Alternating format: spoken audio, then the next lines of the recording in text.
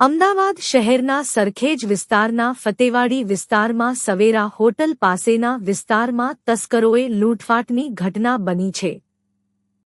શિયાળાના દિવસો અને રાતનો લાભ લઈને તસ્કરોએ એક મકાનમાં લૂંટફાટ ચલાવી છે અને ઘરમાંથી રોકડ રકમ તથા દાગીના ઉઠાવી ગયેલ છે। ફતેવાડી સવેરા હોટલની સામે દિવસ ને રાતનો લાભ લઈ